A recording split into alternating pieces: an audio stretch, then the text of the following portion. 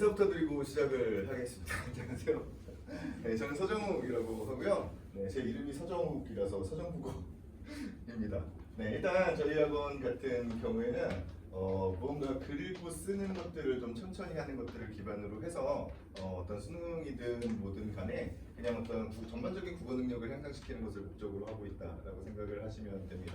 네, 그래서 오늘 이 수능 국어 설명회는 어쨌든 학생들에게 어떤 교육 방법을 제공해 주는 게 가장 바람직할까에 대해서 어쨌든 뭐 지금 시기쯤 되면 여러 설명회를 다녀오셨을 텐데 좀 비교 대조를 좀 해보시고 그리고 나서 어떤 게 진짜 옳은 방법일까에 대해서 같이 좀 생각해보는 그런 시간이었으면 좋겠습니다. 네, 제 소개를 간단하게만 하면요, 저는 원래 10여 년 전에 그 옛날에 강남청솔학원에 그 이리관지라고 하는 논술팀이 있었거든요.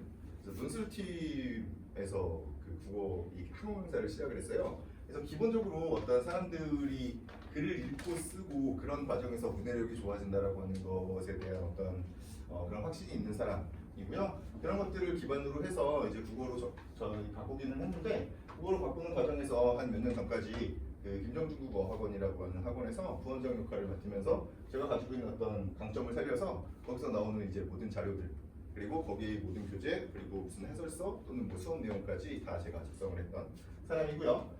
작년까지는 두각에서 내신 수업을 몇 개 했었고요. 올해부터는 대찬학원으로 옮겨서 지금 진행하고 있습니다. 그리고 여기서 지금 수능 국어 수업들 진행하고 있어요. 네, 간단하게 오늘 순서를 말씀드리면 학원도 간단하게 소개를 할 거고요. 그 다음에 교육의 목표를 세우기 위해서 수학능력 시험이 가지고 있는 어떤 성격에 대해서 조금 얘기를 할 거고요. 그 다음에 저희 학원에서 지금 진행하는 어떤 교육 과정이나 수업과 관리가 어떻게 진행되는지 말씀을 드린 다음에 그 다음에 질문과 답변 시간으로 마무리를 짓겠습니다. 네, 학원은 뭐 간단하게 소개를 하겠습니다. 국어 전문 학원이고요. 그리고 수능과 대신 둘 다 하는데 그 수능 쪽으로 조금 치우쳐져 있다라고 생각하시면 좋을 것 같고요. 학년은 중학교 2학년부터 고등학교 3학년 때까지로 구성이 되어 있고요. 그리고 뭐 많은 구성원들이 뭐 그렇게 많지는 않지만 구성원들끼리 협력을 해서 뭔가 일을 진행한다라고 생각하시면 좋을 것 같습니다. 네, 아직 성적표는 나오지 않았는데 뭐 어느 정도 결과가 발표가 되기는 했죠. 네, 근데 요거는 지금 그 발표가 되기 이전에 방금 얼마 전에 발표가 돼서 발표되기 이전에 점수들 비슷합니다. 근데 원점수는 어차피 그 발표가 안 되니까 어느 정도 EBS에서 이게 지금 그 통계를 낸 자료인데 지금 최고점의 표준 점수는 139점 정도로 나왔거든요. 139점이면 작년 수능 같은 경우에는 150점, 149점인가 150점 가까이 됐거든요. 그러면 그 표준 점수가 높을수록 난이도가 높다라고 생각하시면 되고요. 이번에 본 시험 같은 경우는 뭐 너무 어렵지도 않고 너무 쉽지도 않은 그 정도. 그래서 딱 적당한 난이도다라고 생각하시면 좋을 것 같습니다. 그래서 언어와 매체를 선택을 했을 때 원점수 기준으로 약 91점 정도, 90점 초반, 극초반. 그리고 헌법과정문을 선택했을 경우에 93점 정도가 1등급 것이 된다라고 생각하시면 될 것 같아요. 그래서 사실 이 부분을 보고서 생각해 보실 건 그냥 언어와 매체가 사실 더 어렵다는 얘기잖아요. 결국에 같은 점수를 맞았을 때 어쨌든 언어와 매체가 조금 더 유리하다라고 이야기를 하는 거라서 실제로 뭐 물론 이제 수업 과정에는 합법과정문을 지금 그 확고하게 선택한 학생들이 있기 때문에 어쨌든 문학과 비문학 쪽으로 집중해서 수업을 진행을 하기는 하는데 그럼에도 불구하고 저는 언어와 매체를 선택하지 않는 것에 대해서 약간의 아쉬움을 느끼고 있는 사람이에요. 사실 그쪽이 그렇게까지 어렵지는 않거든요. 사람들이 되게 암기 과목이라고 이렇게 이야기를 하는데 그 부분은 좀 이따가 다시 자세하게 말씀을 드리겠습니다. 네, 오답률 분석표인데요. 저쪽이 그 언어와 매체 쪽이고요. 이쪽이 헌법과정문 쪽입니다. 네, 근데 특이하게도 이번에 이 어떤 오답률의 통계를 보면 이전과는 달라진 점이 문법이 없다는 거예요. 언어와 매체 쪽에 그 어떤 고난이도 문제가 없었다는 겁니다. 네, 그리고 나서 이렇게 독서, 그 다음 문학, 그 다음 또 독서 이렇게. 그래서 상위권을 독서가 다 비문학이 차지하고 있는 이런 경향이라고 보시면 돼요. 네, 사실 근데 이런 것들을 보면서 이제 사람들이 그 많이들 어떤 위기감 같은 것들을 조성하고는 하는데 되게 재밌는 건 뭐냐면 한 몇 년 전부터 이제 문학이 조금 어려워졌거든요. 문학이 조금 어려워지면서 그 문학들이 막 중간중간으로 막 이렇게 그 오답률 순위에 올라오는 경우들이 생각보다 되게 많이 있었어요. 딱 그러고 나니까 이제 갑자기 동네에서 막 문학 특강들이 막 우후죽순 생겨나기 시작을 해요. 네, 그리고 비문학이 어렵다 그러면 이제 또 비문학에 대해서 막 이야기를 하고.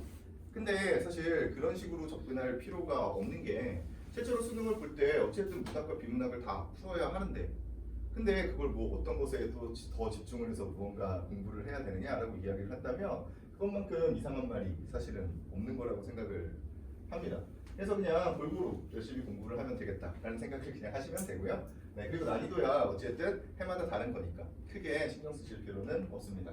다만 한 가지 정도 생각을 해보셔야 되는 건 이 헌법가정문 같은 경우 이번 시험에서는 이 헌법가정문 문제가 이 헌법가정문 선택하는 학생들 중에 여기 12에 이렇게 하나가 딱 링크가 되어 있는데 최근에 작년 수능도 그렇고 그리고 올해 6월이나 9월 모의고사도 그렇고 그 마지막 문제 45번 문제가 원래 되게 위에 1, 2위를 다투는 오답률 1, 2위를 다투는 그런 문제로 구성이 되고 있었어요. 그래서 학생들이 그 헌법가정문이라고 해서 무조건 엄청나게 쉽다라고 접근을 하면 나중에 큰 코 다칠 수도 있다라는 생각 정도만 해보시면 됩니다. 네. 이후에는 이제 그 여태까지 공부해온 것들과 이제는 어떻게 공부를 좀 다르게 해야 될까에 대해서 좀 생각을 해보셔야 되는데 일단 수능과 내신을 이렇게 비교를 해보면 일단 기본적으로 그 교육과정에서 요구하고 있는 기본적인 어떤 국어 지식의 영역은 사실은 동일해요. 네, 동일한 이런 어떤 기본적인 국어 지식을 기반으로 해서 실제로 내신이랑 수능이랑 가장 근본적인 차이가 뭐냐라고 이야기를 한다면 지문이 미리 제공되는지 되지 않는지만 가지고서 생각을 하시면 돼요. 네, 그래서 내신 같은 경우에는 어찌 됐든 그 지문이 미리 제공이 되고 그 다음에 그 지문들을 바탕으로 해서 수업도 하고 그리고 학원 다니면서 또 그걸 몇 번씩 이렇게 보기도 하고 이런 과정들을 거치기 때문에 당연히 그 어떤 그 국어과에서 요구하는 어떤 지식적인 측면이 생각보다 많이 개입이 될 수밖에 없겠죠. 네, 그래서 그런 지식적인 측면을 물어볼 수가 있습니다. 근데 수능 같은 경우는 사실 뭐 사람들마다 선택 과목의 유불리도 있고 기타 등등의 어떤 요소들 때문에 그냥 처음 보는 지문을 가지고 오게 되어 있어요. 네, 물론 이제 EBS에 연계되는 그런 문제들도 몇 개 있기는 하겠지만 어쨌든 처음 보는 지문을 가지고 오면 그 지문만 보고서 문제를 풀 수 있도록 만들어 놓거든요. 무조건. 네, 그러면 결국에는 그냥 추론 능력 정도만 가지고 있으면 이게 뭐 추론이라고 하니까 되게 거창한 것처럼 보이지만 실제로 아주 기본적인 문해력만 있으면 충분히 풀 수 있는 그런 문제들이다 라고 생각을 하시면 좋습니다. 근데 재밌는 건 이제 뭐 수능도 다 잘하고 모의고사도 엄청나게 잘 보고 그리고 내신 성적도 좋고 그럼 뭐 아무런 걱정이 없으시겠죠. 뭐 설명에 뭐 다닐 필요도 없겠죠. 그렇죠? 네, 근데 재밌는 건 뭐냐면 그 내신에서 실패를 하는 경우들이 생각보다 되게 많죠. 어쨌든 그 경쟁이 엄청나게 심하기 때문에 어쩔 수 없는 것이기도 한데 실제로 학생들이 공부하는 어떤 습관에 대해서도 조금 다시 생각해 볼 필요가 있어요. 이게 암기만 한다고 해서 이 내신 시험을 잘 볼 수 있는 건 아니거든요. 애초에 이게 왜 그럴 수밖에 없냐면 이게 뭐 똑같은 내용들을 이렇게 다 가르쳐 주는데 학교에서도 가르쳐 주고 다들 이렇게 가르쳐 주시는데 결국에 문제를 낼 때는 문제를 내는 방식이라고 하는 건 어떤 텍스트가 있으면 어떤 글이 있고 또 어떤 내용이 있으면 그 내용을 기반으로 해서 다른 문장으로 바꾸는 것들이 다 선지로 구성이 된단 말이에요. 학교 선생님들도 되게 훌륭하신 분들이잖아요. 그래서 그걸 본인이 이제 필기한 내용대로 그대로 이렇게 옮겨서 거기에 선지로 구성을 하지 않으신다고요. 그럼 결국에는 그 내가 배웠던 또는 외웠던 그 지식과 그 문장과 그 선지에 나오는 문장이 일치하는지 일치하지 않는지를 계속해서 판단해야 되는 거예요. 근데 그 과정은 실제로 수능 문제를 푸는 과정과 동일하거든요. 사실 모든 문제를 푸는 건 다 똑같은 과정을 가지고 있죠. 그래서 사실 사람들이 이걸 외우지 못해서 다 이걸 안 해왔기 때문에 내가 시험을 못 봤다라고 생각하는 경우들이 많은데 실제로는 그렇지 않은 경우가 훨씬 더 많다는 거예요. 그래서 예전에 그 제가 그 가르쳤던 학생 중에 경기여고 학생이 한 명 있었는데 지금은 졸업했는데 그 암기력이 너무 좋아요. 그러니까 너무 좋다고 표현할 만큼 좋아요. 그래서 제가 그 내신 수업을 해도 그 학습활동 같은 거 이렇게 하나하나 다 쓰게 만들거든요. 근데 그걸 진짜 자습서 베껴놓은 것처럼 복사해놓은 것처럼 써요. 그래서 당연히 얘가 100점을 맞을 거라고 생각을 했죠. 저도 어렸을 때. 근데 그 학생이 한 90점대 초반밖에 안 나옵니다. 그게 그 자기가 외웠던 문장과 실제로 선지로 구성되는 문장의 내용이 일치하는지 일치하지 않는지를 파악을 못하기 때문이에요. 네. 그래서 사실 이 수능을 준비한다라고 이야기를 하는 건 실제로 그냥 어떤 문해력, 어떤 문장이 어떤 의미인지를 파악하는 것과 딱히 다르지 않다라고 생각을 하셔야 돼요. 그래서 이게 뭐 엄청나게 어려운 시험이다. 사실 설명회 가면 항상 하는 얘기가 일단 수능을 강의를 하시는 분들은 기본적으로 내신 수업 하시는 분들을 약간 무시하는 경향이 있거든요. 약간 그런 경우들이 있습니다. 근데 그게 그렇게 되는 이유 중에 하나가 뭐냐면 일단 만약에 제가 이제 여기 학원 원장인데 제가 만약에 선생님을 한 분 이렇게 초빙을 해온다고 가정을 했을 때 진짜 처음에 그 이제 뭐 갓 대학 졸업한 분을 이제 데리고 온다고 모시고 온다고 생각을 했을 때 처음에 맡기는 수업이 수능 수업을 맡기진 않아요. 네, 그냥 중학교 내신부터 맡기고요. 그 다음에 고등학교 내신 맡기고 그 다음에 이제 본인이 하고 싶은 수업을 보통 시키는 편이죠. 네, 그래서 사실 그런 어떤 경력들과 관련지어서 이야기를 할 때 이쪽 사람들이 약간 자부심을 가지고 있는 경우들이 많거든요.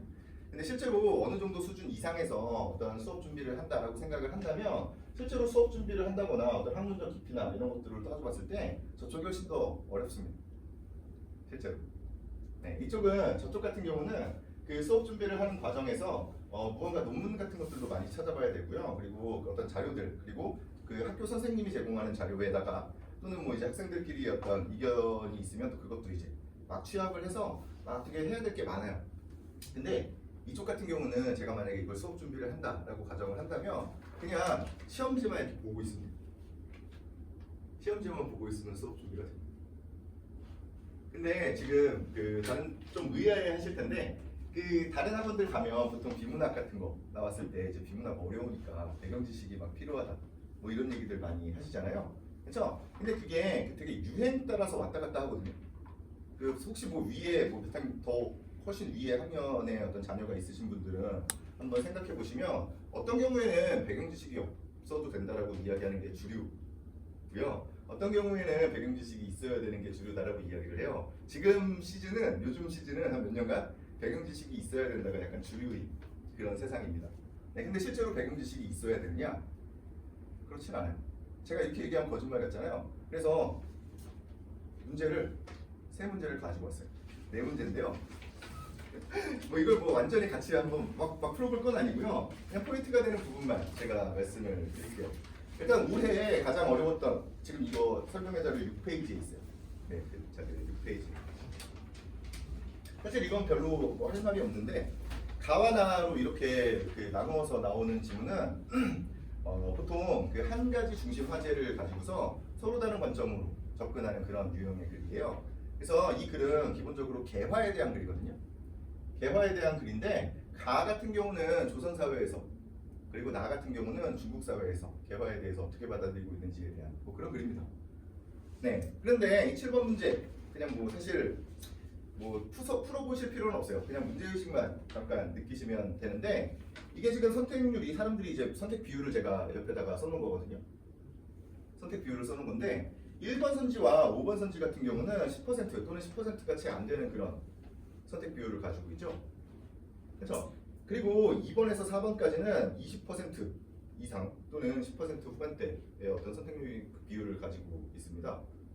네, 근데 되게 재밌는 건 뭐냐면 1번과 5번 선지는 그 마지막에 서술어가 무엇에 동의하는 입장이다. 구요. 그 다음에 그 2번이나 3번이나 4번 같은 경우는 반대하는 입장이다, 부인하는 입장이다, 비판하는 입장이다거든요. 근데 이거에 솔직히 믿어지지 않으실 거예요. 제가 이렇게 얘기해도 믿어지지 않으실 텐데 사람들은 이 문장들을 읽잖아요. 읽으면 어떻게 읽냐면 2번 선지를 읽을 때 기억은 주체인식의 증거가 서양근대 운명의 주체라는 인식이다. 이렇게 읽어요. 거기까지만 딱 읽어요. 물론 조사 같은 것도 잘 안 읽어요. 그냥 단어만 가지고서 판단을 해요. 그리고 뒤에 니은은 철학이 과학의 방법에 근거할 수 없다는 생각에 반대하는 입장이다. 라고 읽습니다. 실제로는 이 문장을 두 개로 쪼개면 기억은 주체인식의 증거가 서양 근대 문명의 주체라는 인식에 반대하는 입장이다. 사람들이 이렇게 격문장을 써놓으면 실제로 잘 못 읽습니다. 믿어지지 않으시겠지. 그래서 엄청나게 헷갈려요. 이 문제에 대해서 제가 딱히 그렇게 크게 언급을 하지 않는 이유는 그냥 나와 있는 거 보고서 그냥 풀 수 있는 문제이기 때문이에요. 네, 근데 그럼에도 불구하고 엄청나게 난이도가 난이도가 엄청나게 낮은 문제임에도 불구하고 이런 식으로 격문장으로 서술해 놓으면 사람들이 헷갈려요. 학생들이. 네, 이게 이번에 수능에서 오답률이 2위였던 문제예요. 그럼 1위였던 문제는 어떤가? 를 한번 살펴볼게요. 뒤에 8번을 보시면 적절하지 않은 것은 이거든요. 1번 선지 하나만 볼 거예요. 1번 선지 하나만 볼 건데 가에서 한성 순보를 가능한 취지는 서양에 대한 반감을 줄이는 데 있다 라고 하는 말이 거기 그냥 그 앞에 가 글에 그대로 있어요. 두 번째 문단에 그대로 있습니다. 네, 그 뒤에 것만 한번 판단해 보시면 보기에서 정부가 서양의 생산기술 도입으로 변화하게 될 마을을 홍보한 취지와 부합하겠다 라고 이야기를 하고 있죠. 그러면 결국에 여기서 이야기하고 싶은 이 선지에서 얘기하고 싶은 건 보기에서 정부가 무언가를 홍보한 취지가 결국에는 서양에 대한 반감을 줄이는 데 있다는 거잖아요. 동일하다는 얘기잖아요. 그렇죠? 근데 그 위에 글을 보면 세 번째 줄과 네 번째 줄, 보기에 세 번째 줄과 네 번째 줄 정도만 보시면 마을 사람들이 정책의 필요성을 공감을 하긴 했는데 확신이 없었어. 그래서 이에 정부는 마을 사람들을 독려하기 위해 미래상을 지속적으로 홍보를 한 거죠. 그러면 이쪽 그 보기에서 홍보를 한 이유는 마을 사람들을 독려하기 위한 거죠. 그렇죠? 네, 이게 답이에요. 그렇지? 네, 적절하지 않잖아요. 이 정도 문제를 가지고 온다는 거예요. 근데 사람들이 이걸 엄청나게 많이 틀려보니까 또는 뭐 이렇게 많이 틀려오니까 이건 배경 지식이 없어서 배경 지식이 없기 때문에 시간이 없어서 이렇게들 접근을 하고 있는 거라고. 그럼 이제 제가 100번 양보를 해서 그러면 배경 지식이 있어야 한다면 뭘 배워야 되냐는 거예요.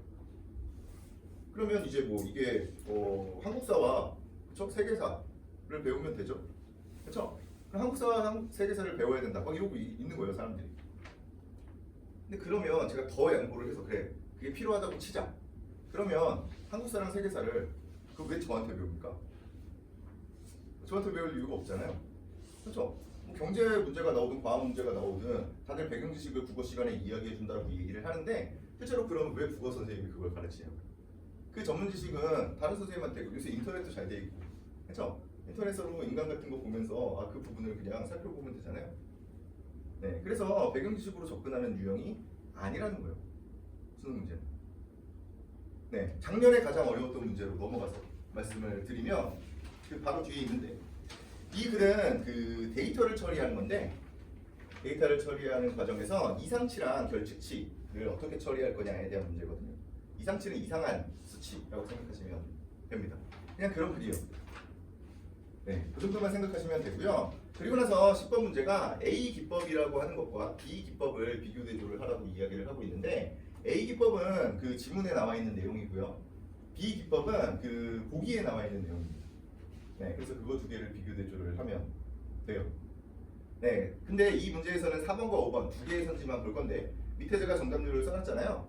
그렇죠? 실제로 정답은 5번인데 4번 선지를 더 많이 선택을 했기 때문에 두 개를 한번 보겠습니다. 여기 지금 4번 선지에서 A 기법은 이상치의 개수가 문턱값보다 적으면 후보 직선을 버린다 라고 하는 조건문이 있어요. 됐나요? 근데 이게 그 본문에서 무엇이라고 이야기하고 있는지를 제가 주거무시로 체크를 해놨거든요. 앞에 9페이지를 보시면 여기서는 정상치 집합의 점의 개수가 미리 정해둔 기준, 즉 문턱값보다 많으면 후보 직선을 최종 후보군에 넣는다 라고 되어 있어요. 그리고 반대로 점의 개수가 문턱값보다 적으면 후보 직선을 버린다. 됐나요? 본문에서는 정상치를 기준으로 해서 서술을 하고 있고 그리고 그 선지에서는 이상치의 개수를 문턱값과 비교하라고 이렇게 얘기를 하고 있죠. 그렇죠? 되게 재밌는 건 뭐냐면 이 이상치의 개수가 문턱값보다 적다라고 이야기하는 건 정상치의 개수가 문턱값보다 많다는 얘기입니까? 적다는 얘기입니까? 정상치랑 이상치는 반대니까 그렇죠? 네, 정상치의 개수가 문턱값보다 많다는 얘기잖아요. 됐죠? 그러면 문장이 그냥 앞에서 그 지문에서 얘기한 문장을 그대로 적용을 하면 돼요. 이상치의 개수가 문턱값보다 적으면을 정상치의 개수가 문턱값보다 많으면으로만 해석을 할 수 있다면 그러면 앞에 나와 있는 거 총상치 집합의 점의 개수가 문턱값보다 많으면 후보 직선을 최종 후보군에 넣는다고 써 있잖아요.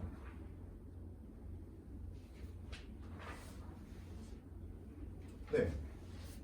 여기는 지금 후보 직선을 버린다고 되어 있잖아요. 이게 뭐가 어려워요? 네, 정상치와 이상치의 관계를 먼저 얘기를 해줬고, 네, 그 다음에 정상치와 이상치의 숫자 어떤 쪽이 많으면 어떤 극해 이렇게 얘기하는 건데요. 이게 뭐가 어렵습니까? 근데 사람들이 이걸 선택한다는 거예요. 네, 5번 선지는 더 황당한데요. A기법에서 후보 직선의 정상치 집하면 이상치가 포함될 수 있고, 그리고 B기법에서 후보 직선은 이상치를 지날 수 있다라고 이야기를 하고 있는데, 지금 A기법에서 그 후보 직선의 정상치 집합을 어떻게 구하는지를 보면 되겠죠? 그래서 그 본문에서 마지막 문단의 그 첫 번째 두 번째 문장에 보면 A기법은 두꺼운 글씨 보시면 A기법은 이제 두 점을 무작위로 골라서 정상치 집합으로 가정해요. 두 점을 무작위로 골랐어요. 그게 정상치가 될 수도 있고 이상치가 될 수도 있어요. 근데 어쨌든 무작위로 골라서 두 개를 이어서 그 다음에 그걸 그냥 정상치 집합이라고 가정하는 것뿐이에요. 그러면 이상치가 포함될 가능성이 있나요? 없나요? 있죠. 그렇죠. 그 뒤에 10번 그 10번이 아니라 보기 10번 문제의 보기를 보시면 두꺼운 글씨로 뭐라고 써 있냐면 B기법에서 후보 직선을 임의로 여러 개 가정을 해요. 일단 아무거나 막 그어보겠다는 거예요. 직선을. 그러면 이 임의로 그어놓은 직선에 그 이상치가 이렇게 이상치와 만날 가능성이 있나요? 없나요? 있죠. 끝났어요. 네, 뭐뭐 할 수 있다. 네, 어떤 가능성에 대한 선지. 그냥 당연히 맞는 얘기입니다. 네, 이런 문제가 나왔을 때 정답률이 채 30%가 안 된다는 거예요. 네, 그리고서 이게 제일 어려운 문제. 그리고 또 이제 배경지식 얘기를 하는. 그럼 이제 뭘 배울 겁니까? 데이터 처리하는 방식에 대해서 배우실 거예요? 뭐 통계 배우실 거예요? 그럴 리가 없잖아요. 네, 마지막으로 요 뒤에 2023학년도에 가장 어려웠던 문제는 이게 기초대사량과 체중 간의 관계를 이야기하는 글이거든요. 이 문제는 뒤에 그림 보시면 아시겠지만 그 한참 동안 이런 문제를 어떻게 푸냐 언론에서 엄청나게 많이 나왔던 그 문제입니다. 네. 근데 이게 뭔 얘기냐면 이 보기에서 이제 큰 집게발과 개딱지를 이렇게 주고서 이야기를 하는데 그 앞에서 막 L 그래프를 그려서 어쩌고저쩌고 막 이런 얘기들이 나옵니다. 근데 어쨌든 여기 그냥 그 두꺼운 글씨만 일단 볼게요. 앞에 페이지에서 기초대사량은 체중이 아닌 체중의 0.67승에 비례한다라고 처음에 연구에서 그렇게 밝혔었어요. 근데 이후에 체중의 0.75승의 기초대사량이 비례한다라고 마지막에 바뀌었어요. 끝부분에. 결국에는 기초대사량이라고 하는 것은 체중이 아닌 체중의 0.75승에 비례한다라고 하는 문장을 만들어낼 수가 있죠. 됐나요? 그러면 기초대사량은 체중에 비례하지 않는다. 기초대사량은 체중의 0.67승에 또는 75승에 비례한다. 이런 식의 문장들을 만들 수가 있는 거잖아요. 그렇죠? 물론 내용상 본다면 67승에 비례하는 것도 아니고요. 됐죠? 그리고 나서 뒤에 보기에서 어떤 얘기들을 하고 있냐면 L그래프와 같은 방식으로 그래프의 가로축과 세로축에 각각 개딱지폭과 큰 직개발의 길이에 해당하는 값을 놓고 분석을 해요. 네, 근데 재밌는 건 뭐냐면 그 앞에서 L그래프를 그려놓고서 거기에다가 X축의 체중을 그리고 Y축의 기초대사량을 갖다 놓고서 이야기를 하는 부분이 있어요. 그렇게 구하는 거였거든요. 그럼 결국에 우리가 해야 되는 일은 이 개딱지폭이라고 하는 것을 그 체중으로 그리고 기초대사량, 그 큰 직개발의 길이라고 하는 부분을 기초대사량으로 치환해서 생각하면 동일한 논리 구조를 가지고 있겠죠. 그렇죠? 네, 그러면 그 1번 선지에서 뒤에 A가 B에 비례한다고 할 수 없겠군 이라고 하는 문장을 그 맨 밑에다가 제가 써놓은 문장인데 개딱지 폭의 큰 직개발의 길이가 비례한다고 볼 수 없겠군 이라고 되어 있는 거잖아요. 그렇죠? 그럼 이걸 체중이랑 기초대사량으로 바꿔서 이야기를 하면 체중에 기초대사량이 비례한다고 볼 수 없겠군 이라고 하는 거죠. 네, 기초대사량이 체중에 비례하나요? 아니었죠. 네, 그래서 볼 수 없겠군이 맞는 얘기예요.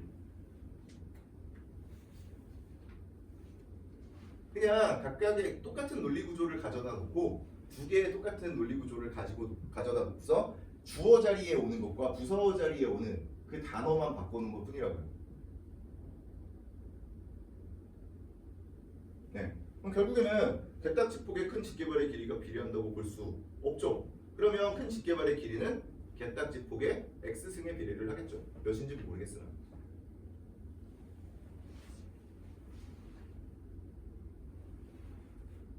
네, 그냥 그렇게 풀면 돼요. 그래서 사실 배경 지식이 전혀 필요가 없습니다. 근데 사실 이 문제는 사람들이 그렇게 이용을 하면서 광고를 하고 있는 건데, 사실 생각해보면 그 당시도 그렇고 계속해서 그 배경 지식에 대한 이야기가 되게 많이 나왔었을 때거든요. 근데 저는 제가 이 문제를 딱 봤을 때는 어떤 생각이 드냐면, 평가원에서 야, 니네가 그렇게 배경 지식이 중요하다라고 이야기를 하는데 그럼 이제 이것도 한번 가르쳐 볼래? 라고 물어보는 것 같은 느낌이 들었어요. 이 문제는 중간중간에 상용로그 또는 그래프 그려놓고 절편, 기울기 이런 얘기들이 나오거든요. 그럼 마치 그 평가원에서 우리한테 야, 니네 한번 그럼 수학도 한번 가르쳐 볼래? 라고 얘기하는 걸로 들렸답니다. 저는. 근데 사람들은 이걸 보고도 그냥 배경지식을 이야기하고 있는 겁니다. 그러니까 뭘 가르칠 거냐는 겁니다. 그래서 사람들한테 이제 얘기를 하다 보면 맨날 뭐 경제, 뭐 법, 또는 어떤 과학적인 지식 중에 또는 뭐 DNA 이런 것들에 대해서 당연히 알고 들어가야 된다라고 이야기들을 하는데, 실제로 그런 게 무슨 의미가 있냐는 거예요. 그러면 여태까지 나왔었던 가장 어려운 문제들을 가지고 가서 그 선생님한테 그러면 이걸 우리 아이가 못 푼다는데 그럼 어떤 배경 지식이 필요합니까? 라고 이야기를 한다면, 그러면 기초대사량 구하는 방식을 배울 거예요? 아니잖아요. 수학 배울 거예요? 국어 시간에? 아니죠. 네. 게다가 아까 전에도 말씀드렸다시피 만약에 수학이나 아니면 기초대사량을 배워야 한다면, DNA든 환율이든 배워야 한다면 그걸 왜 저한테 배웁니까? 저한테 배울 이유가 전혀 없다는 겁니다. 그래서 지금 학생들한테 어떤 공부를 시키는 것이 가장 바람직한가에 대해서 좀 생각을 해보시는 게 좋아요. 그냥 배경 지식만 쌓는 그런 공부는 사실 성공하기가 쉽지 않습니다. 그냥 단적으로 말씀을 드리면, 그럼 내신은 왜 100점을 못 맞았냐는 거예요. 그냥 딱 한정된 범위의 지식을 계속해서 주고서 그걸 가지고서 문제를 냈음에도 100점을 못 맞는데, 지금 엄청나게 광범위한 그 지식에서 어떤 배경 지식을 준다고 해서 그 100점을 또는 좋은 점수를 받을 수 있겠냐는 거죠. 사실 말도 안 되는 거다라고 생각하시면 됩니다. 그래서 수학능력 시험이 어떤 성격을 지니고 있는지 조금 더 구체적으로 말씀을 드리면, 교육과정 평가원에서 밝힌 내용이고요. 수년간 변하지 않는 그런 내용입니다. 네, 대학 교육에 필요한 수학능력을 공부를 할 수 있는, 학문을 닦을 수 있는 그런 능력만 측정을 하겠다라고 얘기를 하고 있어요. 사실 대학 교육 자체가 어떤 전문 지식을 추구하는 곳이잖아요. 대학이라는 곳이 그런 곳이잖아요. 그래서 실제로 거기에 접근할 수 있는 능력만 가지고 있으면 수능 시험을 풀 수 있다라고 이야기를 하고 있는 겁니다. 네, 그래서 사실 국어과에서는 사실 어느 정도의 문해력 정도만 있으면 그냥 돼요. 아무런 상관이 없습니다. 네, 그리고 밑에 고등학교 교육과정의 내용과 수준에 맞는 출제다라고 이야기를 하니까 교과서나 어떤 교과 과정에 대한 어떤 연구도 어느 정도 필요한 거죠. 네, 밑에 개별 교과의 특성을 바탕으로 해서 신뢰도와 타당도를 갖춘 시험이다라고 이야기를 하고 있는데, 재밌는 건 이쪽은 조금 생각을 해보실 필요가 있어요. 그 주변에 혹시 그 국어과와 관련되어 있는 어떤, 또는 이제 문해력과 관련되어 있는 이쪽에 좀 정통하신 분이 있으시면, 어디 학원 같은 데 가서 이렇게 상담받는 거 말고 그냥 좀 정통하신 분이 있으시면 한번 물어보세요. 우리 애가 국어를 잘 못하는 것 같은데 이거 어떻게 하면 될까? 라고 얘기를 하잖아요. 그러면 대부분의 사람들이 그냥 괜찮은 글 있으면 그냥 읽게 하고, 그 다음에 그거 이렇게 좀 요약 정리하게 좀 시키고, 그 다음에 그거 좀 이렇게 봐주면 되지 않니? 사실 그게 맞아요. 실제로 공감대도 어느 정도 형성이 되어 있고요. 네, 그리고 그게 되게 사실 몇백 년간 이어온 전통적인 이론이에요. 네, 그래서 그냥 그걸 하면 됩니다. 근데 그런 식으로 이제 학원에서 설명회를 하면 사람이 없죠. 네, 게다가 그런 식으로 수업을 구현하기도 쉽지가 않아요. 네, 어쨌든 학생들의 글을 계속해서 봐줘야 되고, 그리고 그 예시 답안, 모범 답안 같은 것들도 계속해서 나가야 되기 때문입니다. 네, 그래서 쉬운 일은 아니죠. 근데 재밌는 건 그렇게 이제 그 좋은 공부 방법이라고 하는 게 일단 명시가 되어 있음에도, 또는 사람들의 어떤 공감대가 형성되어 있음에도 불구하고, 문제는 그 수능 시험은 객관식으로 본다는 거죠. 그렇죠? 직접 쓰는 게 아니라. 네, 근데 그게 그럴 수밖에 없는 이유가 사실은 있어요. 이 어떤 신뢰도와 타당도를 그 주관식 시험으로 엄청나게 많은 숫자가 됐을 때 그 주관식 시험으로 어느 정도 보장받기가 어렵기 때문입니다. 네, 그래서 제가 예전에 그 어떤 세미나에서 그 한 40여 명이 그 고등학교 2학년 학생들이 쓴 글 5편을 평가하는 그런 작업을 해본 적이 있거든요. 네, 근데 재밌는 건 이제 거기 이제 참여하신 분들이 이제 뭐 대학 교수분들도 있으시고 네, 계시고 그리고 뭐 학원 선생님들 그리고 학교 선생님들 그리고 그 국어교육 전공하는 이제 대학원생들 뭐 이런 분들이 이렇게 쭉 계셨었는데 재밌는 건 이제 그 평가를 할 때 평가 기준을 제시를 하잖아요. 그럼 평가 기준은 다 비슷합니다. 근데 등수가 달라요. 네, 고작 5편 썼는데. 네, 그래서 실제로 그건 이제 누가 뭐 잘하고 못하고를 떠나서 좋은 글이 어떤 글이냐에 대한 어떤 관점이 사람들마다 조금씩 다르기 때문입니다. 네, 근데 어쨌든 그 좋은 교육 방법이 어떤 건지를 뭐 여기 교육과정 평가원에서 문제 출제하시는 그런 분들은 모르시겠어요? 다 아시겠죠? 그래서 이 글, 그 수능 지문에다가 그냥 되게 치밀한 어떤 논리 구조를 포함시켜서 문제를 내는 거예요. 네, 그래서 그것에 대해서 문해력을 평가할 수 있게 이렇게 문제를 내고 있는 거기 때문에 네, 가장 좋은 시험. 저 개인적으로는 그 국어 시험 중에는 이 수학 능력 시험보다 좋은 시험이 없다고 생각하는 사람이에요. 게다가 사람을 평가해야 한다. 네. 근데 어쨌든 이렇게만 말씀드리면 조금 어려우실 테니까 이제 방향을 조금 잡아보도록 할게요. 일단 가장 어려워하는 부분이 독서니까 독서에 대해서 잠깐 말씀을 드리면 지금 현재 교육과정에서는 이 다음 교육과정으로 가도 좀 바뀌진 않더라고요. 근데 어쨌든 그 독서의 분야를 이렇게 세 부분으로 나눠놓고 있어요. 그래서 인문과 예술을 하나로 묶어놨고요. 사회와 문화 그리고 과학과 기술로 이렇게 세 부분으로 묶어놨습니다. 그래서 어디 이제 설명회 같은 데 가셔서 어떤 분이 나와서 비문학이라고 하는 거 인문, 사회, 과학, 기술, 예술이라고 하는 5개의 영역으로 이루어져 있어 라고 이야기하면 약간만 다시 생각해 보시는 게 좋아요.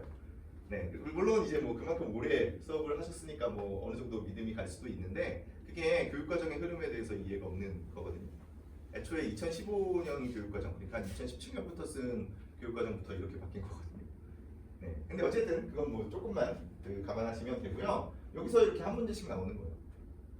네, 여기서 이렇게 한 지문씩 나오고요. 네, 그리고 나서 독서 이론이 한 지문 나옵니다. 엄청나게 쉬운 게. 네, 요거 세 가지가 있는데요. 혹시 공통점 찾아보시겠어요? 공통점? 네, 비판적으로 이해한다. 또 방금 말씀하신? 네, 제재 담기. 2가지입니다. 그럼 결국에 어떤 글을 읽는다, 독서를 한다라고 이야기하는 건 제재에 담긴 어떤 내용을 비판적으로 이해만 하면 되네요. 간단하죠? 그렇죠? 네, 그러면 이제 비판적 이해가 뭔지에 대해서 같이 생각을 해보는 거죠.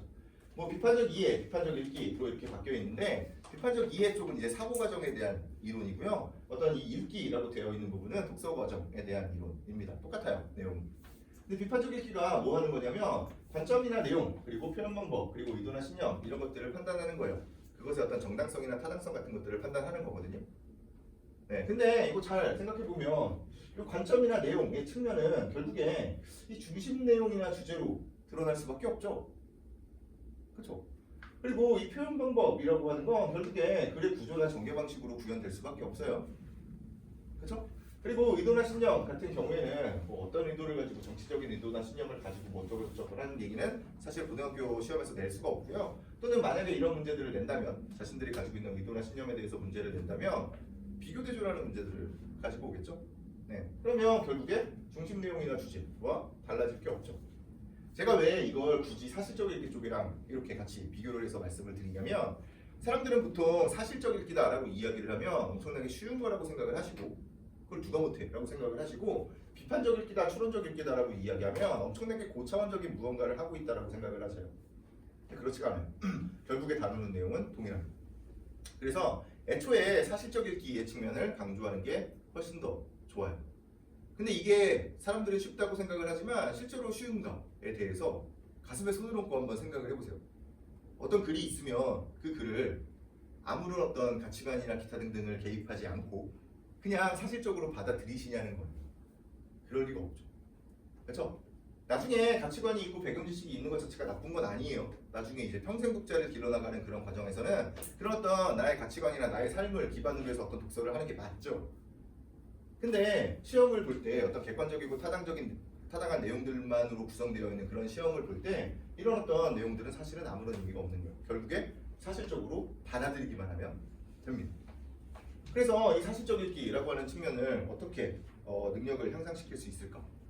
사실적 읽기에 대한 부분입니다. 이 앞에 나온 내용들은 제가 얘기한 게 아니라 이 독서 교과서에 그대로 나와 있는 내용이고요. 독서 교과서에 어떤 교과서들에 실려 있는 내용들은 진짜 짧게는 몇십 년, 길게는 몇백 년, 몇천 년 동안 이어져 오는 그런 전통적인 어떤 이론들이에요. 일단 이 노란색으로 써 있는 부분만 같이 읽어보시면 일반적으로 글은 그 종류에 따라 반습적인 구조를 갖추고 있는 경우가 많다. 이게 구조래요. 그러면서 예를 들어서 논설문은 서론본론 결론이라고 하고요. 뭐 대부분 이제 그 비문학 지문은 설명문이 나오니까 설명문은 처음, 중간, 끝입니다. 네. 그래서 이게 그냥 구조예요. 네. 그리고 밑에 각 글의 부분들은 정의, 비교, 대조, 예시, 열거, 기타 등등의 내용 전개 방식에 의해서 구성된다. 입니다. 이게 구성이에요. 그러면 이것과 이것만 어느 정도 이해하면 글의 주제를 정확하게 파악하는 데 도움이 되는 거죠. 그래서 기본적으로 어떤 사람들이 이제 구조독해라고 하는 얘기들을 많이 하잖아요. 구조독해라고 하는 게 기본적으로 요거 정도를 가지고서 하는 거거든요. 대부분 이제 어떤 식으로 얘기를 하냐면 뭐 정의나 비교나 대조나 대시나 이런 것들 있잖아요. 이런 것들이 등장을 하면 각각의 기호를 사용해서 무언가를 하려고 시도를 합니다. 네, 근데 그걸 굳이 그렇게 물론 뭐 나쁜 방법은 아니라고 생각하는데 굳이 딱 지정되어 있는 어떤 그 기호를 통해서 그걸 해야 되는가에 대해서는 사실 조금 의문을 가지고 있는 편이에요. 게다가 이게 정의, 비교, 대조, 예시, 열거 이런 것들을 판단하는 게 그렇게 어렵냐? 그렇지가 않아요. 실제로 그 교육과정, 고등학교까지의 그 교육과정, 초등학교 때부터 시작한 교육과정에 중간중간에 이제 설명문, 논설문 이런 것들이 많이 실려 있거든요. 그러면 그게 나올 때마다 각각 어떤 전개 방식에 대해서 계속해서 이야기를 해줍니다. 게다가 요거 정의, 비교, 대조, 예시, 열거 이것들을 총망라해서 한 방에 정리하는 부분은 중학교 2학년 때 수록되어 있어요. 그래서 어려운 부분이 아니에요. 다만 문제는 이 밑에 이제 글 전체를 완전히 이해하려면 어떻게 해야 되는지, 완전히 이해하려면 읽은 내용을 자신의 말로 요약하면서 종합하거나 재구성할 수 있어야 한다라고 되어 있어요. 네, 그럼 결국에 학생들이 어떤 사실적 읽기 능력, 더 나아가서 어떤 그 추론 능력을 향상시키기 위해서는 뭐가 기반이 되어야 하냐면 기본적으로 어떤 글을 읽고 그 다음에 그 글들에 대해서 스스로 정리를 좀 해보고 그 다음에 재구성할 수 있는 그런 능력을 가져야 되는 거죠. 그래서 실제로 독서 교육은 이렇게 시키면 돼요. 이게 어디까지 이어지냐면 수학 능력 시험까지 이어지는 거죠. 그리고 차후의 인생에도 당연히 이어지겠죠. 네, 그래서 그냥 이렇게 방향을 잡으면 됩니다. 네, 그 뒤에는 이제 문법을 너무 어려워하시고 암기 과목이라고 사람들이 이제 인식을 하니까 네, 한번 말씀을 조금만 드릴게요. 네, 이건 품사표예요. 품사표. 여기 잘 안 보이시나요? 네, 명사, 대명사, 수사, 뭐 관형사, 부사 이런 애들 품사거든요. 단어를 이제 나눠놓은 그런 관례인데요. 이걸 처음에 배우는 건 중학교 1학년 때 배워요. 네, 중학교 1학년 때 배우는데 중학교 1학년 때 배우니까 일단 얘네를 제가 다 지워놓고 중학교 2학년이랑 중학교 3학년한테 이걸 한번 채워보라고 얘기를 하잖아요. 그럼 이제 누가 더 잘 쓸까요? 네, 2학년이 더 잘 써요. 왜 그럴까요? 이게 약간 질문의 의도가 보이죠? 그렇죠? 네, 왜 2학년이 더 잘 쓸까요? 네, 덜 까먹어서죠. 네, 배운 지 얼마 안 돼서 그렇습니다. 근데 이게 사실 웃어넘길 일일 수도 있지만 실제로 이게 웃어넘길 일이 아닙니다. 이게 왜 그러냐면 사람들이 문법을 그냥 각각의 어떤 시험들을 볼 때 그때 딱 외우고 끝난다는 거예요. 이게 나중에 어떤 식으로 이어질지에 대해서 전혀 고려를 하지 않는다는 겁니다. 실제로 그 문법 문제가 나왔을 때 사람들이 가장 많이 틀리는 부분은 문장의 짜임이라고 하는 부분인데 뭐 견문장, 뭐 이제 뭐 아는 문장, 암기 문장, 뭐 명사절, 뭐 관형절 이런 거 나오는 부분이거든요.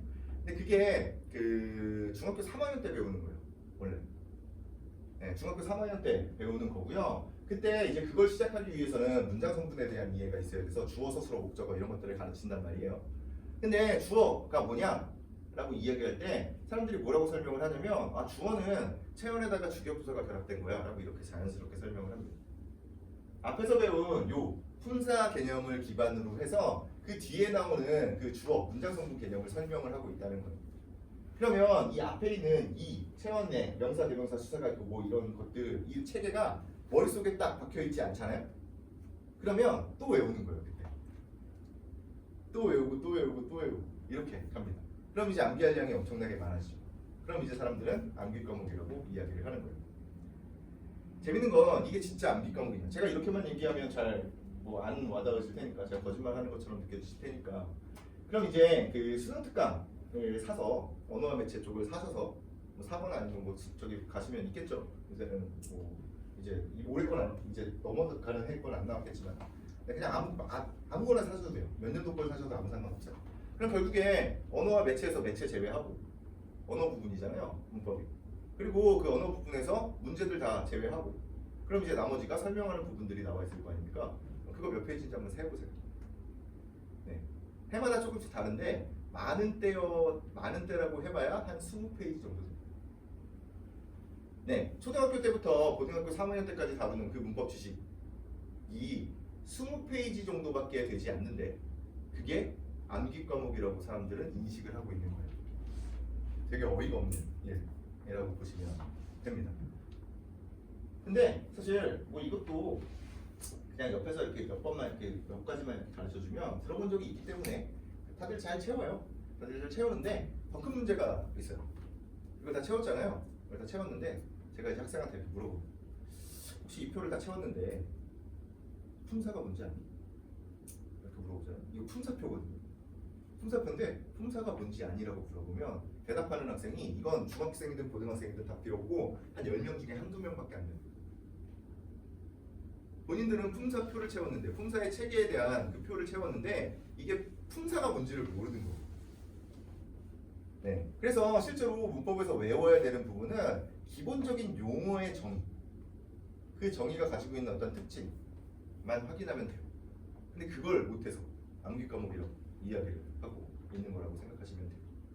그래서 실례로 한 몇 년 전에 그 정답률이 30%가 안 됐던 문제가 있어요. 근데 그쪽은 이제 그 문장의 짜임과 거의 양대산맥을 이루는 약간 어려운 쪽인 그 조어법, 그러니까 그 합성어, 파생어 이런 거 나오는 데가 있어요. 단어끼리 이렇게 어떻게 합쳐지는지 나오는 그런 부분에 문제가 등장을 했는데 거기에 뭐가 나왔냐면 수문 그림 찾기라고 하는 단어가 있는데 수문이라고 하는 부분과 그림이라고 하는 부분이 관형사와 명사의 결합이냐 아니냐만 판단하면 풀 수 있는 문제였어요. 다른 건 다 필요 없고. 근데 그림이 명사인 건 너무나 확실하잖아요. 그렇죠? 그럼 결국에 판단해야 되는 건 수문이라고 하는 부분이 관형사인지 아닌지만 판정을 하면 되죠. 그렇죠? 네, 근데 관형사가 지금 기억이 잘 안 나실 수 있으니까 관형사는 여기에 있거든요. 여기 이 관형이라는 말이 들어가잖아요. 그러면 이 관자가 원래 갓관자예요. 갓, 머리에 쓰는 갓입니다. 이 갓은 원래 그 밑에 있는 이 사람의 지위나 신분을 드러내는 수단이거든요. 자, 아무나 갓을 쓸 수 없고요. 아무나 왕관을 쓸 수는 없는 거잖아요.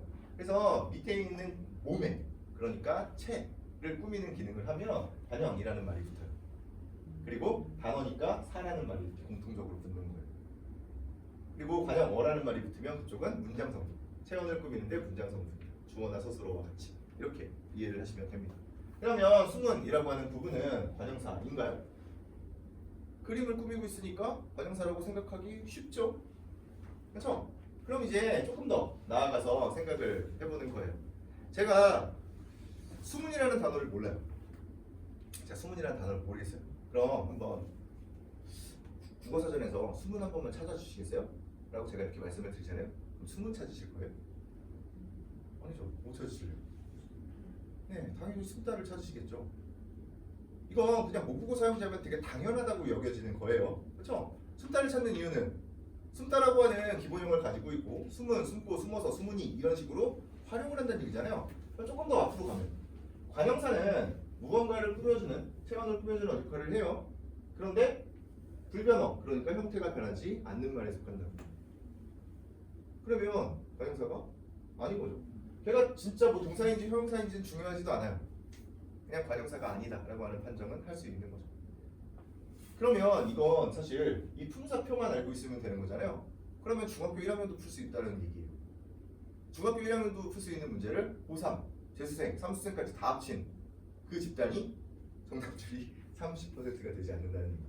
이 30%라고 얘기하면 좀 안 와닿으실 텐데 실제로 오지선다기 때문에 모든 사람이 다 찍었다고 가정을 해도 20%가 나와요. 네, 이게 진짜 말도 안 되는 수치라고 보시는 게 좋습니다. 그래서 어떤 체계에 대한 이해가 필요한데 사람들은 그냥 이걸 그냥 외우는 거예요. 이렇게 표만 채우고 앉아 있는 겁니다. 근데 이게 또 학생들만 탓할 문제가 아니에요. 왜 그러냐면 제가 만약에 이 품사를 다 설명을 했어요. 이제 품사를 다 설명을 하고서 오늘 끝났으니까 이거 표 하나 줄게. 이렇게 표를 한 장 깔끔하게 주는 것과 제가 이 설명하는 그 내용을 한 10장에 걸쳐서 이렇게 쭉 줄글로 서술하는 글을 이렇게 딱 줘요. 그럼 이제 어느 쪽을 선호하시겠냐는 거예요. 대부분의 사람들은 표로 이렇게 간략하게 정리된 것을 좋아합니다. 그렇죠? 근데 그게 학생들을 병들게 하고 있는 거라고 생각하시면 돼요. 이건 학생들의 성향도 똑같아요. 다 그냥 정리된 거 없냐고 물어요. 정리된 게 당연히 있죠. 있는데 같이 주는 거죠. 그러면 사람들은 요것만 봐요. 그리고 그 내신 시험 공부를 하는 학생들 중에 예전에 지금도 뭐 하긴 하겠지만 한 그 학생들 중에 그 약간 미래가 좀 이렇게 흐릿하게 보이는 친구들이 가끔 있거든요. 대표적으로 그 학생들이 하는 얘기가 선생님 이거 시험에 나와요? 라고 얘기하는 그런 학생들. 네, 쉽지 않아요. 그럼 조금 더 광범위하게 조금 더 깊게 생각해보는 그런 습관들을 가져야 되는데 실제로 본인이 무언가를 판단해보고 그걸 이렇게 정리를 하고 그리고 그래서 이렇게 정리를 해놨구나 라고 하는 걸 생각해보지 않고 그냥 갖다가 외우는 그런 방식들에 익숙해져 있기 때문에 아까 전에 그 비문학 문제 같은 것들을 못 푸는 거예요. 그래서 애초에 사고방식을 바꾸기 위해서는 어떤 글이 있으면 그 글을 이건 사실 문법 얘기를 하고 있지만 실제로 비문학 사실 문학도 똑같아요. 그 글을 그냥 제대로 보고 그리고 그걸 판단만 하면 되는 문제입니다. 스스로 무언가를 판단하는 습관을 들이게 하는 게 중요하죠. 사람들은 보통 어떤 답을 찾을 때 내가 알고 있는 지식과 여기 나와 있는 내용이 일치하는지 일치하지 않는지만 가지고서 찾는다. 근데 여러 가지 복합적인 것들을 활용해서 또는 나와 있는 지문들까지 활용을 해서 이게 옳은지 그른지를 스스로 판단하는 그런 습관을 들이게 해줘야 된다는 거예요. 네, 그래서 저희 학원 같은 경우에는 뭐 기계적으로 막 문제 엄청나게 많이 풀거나 그런 걸 별로 요구하지는 않습니다.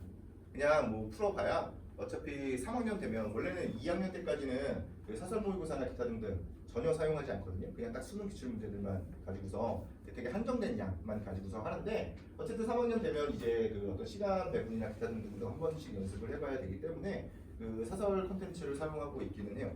사설 콘텐츠도 더해서 사용을 하고 있는데 기본적으로는 수학 능력 시험에 나와 있는 그 글들을 요약하고 정리하는 쪽에 집중을 하고 있습니다. 그래서 읽기와 쓰기를 기반으로 해서 추론 능력을 향상시키는 것을 목표로 하고 있어요. 네, 그래서 그 숙제를 하고 그 다음에 뭐 문제 시간이 남으면 조금 더 문제를 풀어라라고 이렇게 접근을 하고 있다라고 생각하시면 좋을 것 같습니다. 네, 그래서 저희 학원에서 가르치는 부분은 당연히 그 수능 국어 관련되어 있는 모든 영역을 다 다뤄야겠죠? 네, 근데 아까 전에도 잠깐 말씀드렸다시피 뭐 기본적으로 저 화법과 전문 그리고 언어와 매체 쪽은 특강으로 방학 때만 빼서 이야기를 할 거고요. 선택을 어차피 사람들이 할 테니까. 그리고 문학과 독서를 기반으로 해서 커리큘럼을 구성하고 있다고 생각하시면 좋을 것 같습니다. 네, 근데 어쨌든 저희는 6월, 9월, 11월 그러니까 평가원에서 나온 문제들만 가지고서 구성을 하고 있다는 거. 네, 그렇게 생각하시면 되고요. 네, 반대로는 뭐 중학교 2학년부터 고등학교 3학년 때까지도 이렇게 구성되어 있고요. 네, 정규반이 저렇게 구성되어 있고요. 그리고 문법이랑 고전시가 같은 경우는 이제 특강으로 진행을 합니다. 방학 동안에 이렇게 뭐 특정 경우에는 3회를 하고요. 특정 경우에는 이제 6회로 구성이 되는 그런 거라고 보시면 될 것 같아요. 네, 뒤에 이게 이소가 잘 못한데요. 네, 일단 그 3월 모의고사를 대비하는 그런 부분이 있고요. 그 다음에 6월 모의고사를 대비하는 부분, 그리고 9월 모의고사를 대비하는 부분, 그리고 파이널로 나눠서 이런 식으로 구성을 쭉 하고 있는데요. 이거 가려야 되나? 사진 찍으시죠. 만드는 과정에서. 그래서 일단 3월 모의고사를 대비하는, 사실 3월 모의고사 자체는 그렇게 의미를 둘 필요가 없는데 사람들이 이제 심리적으로 많이 흔들려서. 네, 어쨌든 일단 그 선택과 항목 같은 경우에는 특강으로 구성을 할 거고요. 문학이랑 독서 같은 경우에는 일단 문학은 갈래별 특징을 기반으로 해서 접근을 할 거예요. 사실 이건 애초에 교과서가 그렇게 짜져 있어요. 초등학교 1학년 때는 초등학교 이제 저학년 때는 뭐 노래와 이야기 뭐 이런 식으로 이야기가 나오고요. 그리고 그게 이제 나이가 들면서 중학교 3학년 고등학생 이렇게 올라가면 그걸 서정서사극 교술이라고 이야기를 해요. 그 문학의 갈래. 서정갈래가 그냥 시 같은 거를 얘기하는 거고요. 서사갈래가 소설 같은 것들을 이야기를 하고 있는 겁니다. 그래서 문학에 접근을 할 때는 그냥 엄청나게 많은 작품들을 읽어라 뭐 이런 식으로 접근하는 게 아니라 각 갈래가 가지고 있는 어떤 특징이 있어요. 당연히 있겠죠. 그러면 개별 작품이 딱 나왔을 때 각 갈래가 가지고 있는 특징에서 얼마나 벗어났는지 또는 얼마나 그 전형적인 특성을 잘 반영하고 있는지 그 정도만 파악하면 그게 다 선지로 구성되는 거다 라고 생각을 하시면 됩니다. 그래서 기초적인 어떤 갈래별 특징에 대해서 이야기를 할 거고요. 그리고 독서 같은 경우는 아까 전에 세 영역으로 나눠져 있었잖아요. 그래서 각각의 영역들이 어떤 특징을 가지고 있고 어떤 식으로 그 전개 방식들을 사용하고 있는지를 쭉 살펴볼 거고요. 그리고 나서 이게 결국에는 다 똑같구나라는 생각이 들 수 있도록 결국에는 제재에 담긴 어떤 내용을 비판적으로 이해만 하면 되는 거라는 생각이 들도록 그냥 내용만 다를 뿐이라고 생각하게끔 그렇게 만들 생각이고요. 그리고 이쪽에 있는 이 고전 시간은 그냥 그 시조 같은 것들을 한두 편씩 간단하게 이렇게 한 그 시간마다 잠깐씩 다룰 겁니다. 이걸 하는 이유는 실제로 그 학생들에게 이 고전 시가라고 하는 것 자체가 약간 우리말이라고 하는 인식을 고전 시가가 쓰여진 방식이 우리말이라는 인식을 좀 주기 위해서예요. 실제로 그 교육과정 자체가 고등학교 1학년 때 그 기억이 나실지 모르겠는데 그 학생들 고등학교 1학년 때 보면 2학기가 가잖아요. 1학년 2학기에 중세국어를 배워요. 대부분의 학교에서. 물론 학교마다 좀 다를 수 있는데 중세국어를 배우고요. 그리고 그 문학 쪽에서는 그 관동별곡, 삼위인곡, 송민곡 이런 애들이 나와요. 상춘곡 이런 애들. 그걸 이제 가사 작품이라고 하는데 시조랑 비슷하게 생겨 있는데 엄청나게 긴 거 있잖아요. 그래서 사람들이 이거 이거 외계어를 막 외워야 되나 막 이렇게 막 고민하는 이런 유형들이 나오는데 실제로 교육 과정에서 요구하고 있는 것이 그 기본적인 중세국어 지식을 바탕으로 해서 읽어내라는 거거든요. 그리고 진짜 읽어내지 못하는 것들 같은 경우에는 만약에 수능을 보잖아요. 그러면 줘요. 밑에 주석으로 주거나 아니면 어떤 내용이 필요하면 보기로 줍니다. 네, 진짜 모르겠는데 내가 그걸 어느 정도 수준이 됐는데 이걸 못 읽겠어. 그럼 그건 문제랑 전혀 관련 없는 부분이라는 거예요. 네, 그래서 어쨌든 이게 우리말이라고 하는 인식이 있어야 되고 그걸 이제 전반적으로 한번 읽어내는 그런 과정들 이게 우리말이라고 하는 인식을 계속해서 쌓아가는 그런 과정들을 조금씩 다룰 거예요. 네, 그리고 어휘는 저희는 어휘를 무조건 다 찾아오는 숙제로 구성을 하고 있어요. 이게 무슨 초등학생도 아니고 내가 고3이나 돼서 이걸 찾아야 되냐라고 생각을 하시겠지만 실제로 엄청나게 중요한 부분입니다. 그래서 진짜 시간이 없으면 선택적으로 찾아도 되기는 하는데 어쨌든 최대한 다 찾아보는 게 가장 좋아요. 사람들은 보통 내가 이 단어를 알고 있다고 생각을 하지만 실제로 모르는 경우들이 생각보다 많습니다. 네, 아까 전에 그 비문학 문제에서 실제로는 취지, 부합 이런 단어를 몰라서 못 푸는 사람들이 생각보다 많아요. 네, 그래서 이런 식으로 구성을 하고 있다는 거 생각하시면 좋을 것 같고요. 네, 수업을 어떻게 진행하는지 말씀을 드리면 일단 수업 시간은 3시간 반입니다. 일반적인 단과 수업이 3시간인데 3시간 반이에요. 이게 왜 3시간 반으로 만들었냐면 그 국어 그 공부는 그 학원이든 어디든 갈 때 미리 읽어보고 가셔야 돼요. 이게 어떤 지식을 전달받으려고 가는 게 아니거든요. 내가 뭐 공자 맹자 얘기 또는 뭐 아까 전에 얘기한 기초대사량 얘기 이걸 내가 그 전달받으려고 가는 게 아니에요. 내가 어떤 글을 정리한 내용들과 저쪽 앞에서 얘기하는 선생님들이 얘기하시는 그 말씀이랑 비교 대조를 하러 가는 거예요. 근데 문제는 이제 문제를 풀어오라고 이야기를 했었는데 오늘 수업 나갈 그 문제들을 풀어오라고 이야기를 했었는데 풀어오겠어요? 많은 학생들이 풀어오기는 하지만 안 풀어온 학생들이 좀 많아진단 말이에요. 점점. 그러면 이제 풀어온 학생들이 불이익을 보는 거죠. 어쨌든 시간을 계속해서 줘야 되니까. 그래서 아예 오자마자 풉니다. 네, 그래서 한 20문제에서 25문제 정도로 구성되어 있는 문학과 비문학 문제들을 풀 거고요. 오늘 배울 내용들을 그냥 읽어본다라고 생각하시면 돼요. 네, 그리고 그 어휘를 찾아온 것들에 대해서 주관식 테스트와 함께 볼 겁니다. 한 30분에서 40분 정도 문제를 풀 거고요. 그 다음에 수업을 진행하고요. 그 다음에 뭐 점검을 하는데요. 조금 더 자세하게 말씀을 드릴게요. 이 테스트는 크게 두 가지. 그냥 샘플인데 너무 두꺼워져서 고등학교 3학년 문제로 가져오려니까 너무 두꺼워져서 그냥 그 샘플로 중학생 교재를 가지고 왔는데 구조는 똑같아요. 일단 그 002라고 쓰여져 있는 이게 사실은 책으로 나가는 거예요. 원래는 책으로 문제들만 쭉 구성되어 있는 겁니다. 그래서 문제들로 구성이 되어 있고요. 뒤에 각각 뭐 가끔은 이제 뭐 어떤 해설 같은 것들도 들어가 있는 경우들도 있고요. 그래서 그냥 풀 객관식 문제라고 보시면 돼요. 수능 기출 문제들로 구성되어 있는 객관식 문제 있고요. 그리고 뒤에서 맨 뒤에 있나? 맨 뒤에서 두 번째 정도에 이렇게 물음표 써 있는 애가 있어요. 네, 얘는 단어 찾아온 거에 대해서 단어 퀴즈 보는 겁니다. 네, 지금 보고 계신 건 객관식 문제, 푸는 거고요. 그리고 요거는 이렇게 썼어. 네, 요게 객관식, 요게 이제 주관식. 네, 그리고 뒤에 이제 시조 해석하는 배운 내용들, 그 아까 전에 한두 편씩 한다고 얘기했잖아요. 시조 해석하는 부분, 그리고 문법 용어는 그냥 반복적으로 한 번씩 써보는 거. 이런 식으로 구성이 되어 있다고 보시면 됩니다. 네, 그래서 이렇게 시험을 보고요. 네, 그 다음에 이제 수업을 합니다. 근데 수업 내용은 뭐 간단해요. 아까 전에 제가 그 비문학 문제 푸는 걸 잠깐 보여드렸다시피 그냥 기본적으로 글만 보고서 생각할 수 있는 내용들을 최대한 끄집어내는 연습을 할 거예요. 이건 문학이든 비문학이든 마찬가지입니다. 네, 그런 내용들로만 구성을 하고요. 그 다음에 밑에 보시면 이제 교과서와 참고서를 통해서 얻을 수 있는 배경 지식을 얘기한다고 말씀을 드리는데, 제가 이제 텍스트만 갖고 얘기한다고 해서 배경 지식 얘기하니까 좀 이상한 사람인 거잖아요. 이런 걸 이제 체크를 하셔야 돼요. 어디 이제 설명회를 가셨을 때. 제가 말씀드리는 이 배경 지식은 무조건 국어과와 관련되어 있는 배경 지식만 이야기를 합니다. 네, 나머지 뭐 제가 뭐 알겠어요? 제가 뭐 경제를 뭘 알겠어요? 기초대사량 구하는 방식을 알겠습니까? 네, 겸손하게 그냥 국어과와 관련되어 있는 그런 얘기들만 할 거고요. 그리고 밑에 질문과 답변으로 이제 특정 주제에 대해서 자유롭게 토론한다라고 얘기하는데 이건 지금 상황에서는 조금 불가능한 일이죠. 제가 맨 처음에 학원 열었을 때는 한 2년 됐는데 처음 열었을 때 8반을 열었거든요. 학원을 여기 딱 얻어서 8반을 딱 열었는데 수강생이 10명이었어요. 그때 가능했죠. 거의 1대1 거의 클리닉 같은 형태로 진행을 해서 그게 가능했는데 지금은 뭐 그 정도까지는 아니니까 뭐 그렇게 많지는 않은데 그 정도까지는 아니니까 자유롭게 토론까지는 아닌데 제가 수업할 때 좀 이렇게 질문을 많이 던지는 편이에요. 아까 전에 그 어머님들께 말씀드리는 것보다 훨씬 더 많이 던집니다. 네, 그래서 최대한 이야기를 할 수 있게끔 만들어요. 실제로 학생들이 무언가를 표현해보는 게 생각보다 되게 중요하거든요. 그래서 말로도 표현해보고 이제 숙제도 조금 이따 보면 아시겠지만 과제도 다 쓰는 겁니다.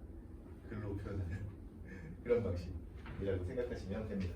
실제로 학생들이 표현하는 게 엄청나게 중요한데 만약에 그 부모님들이 집에서 가정에서 그 학생들의 어떤 국어 능력을 향상시켜 주기 위해서 뭘 해주시면 제일 좋냐면 대화를 해주시면 제일 좋아요.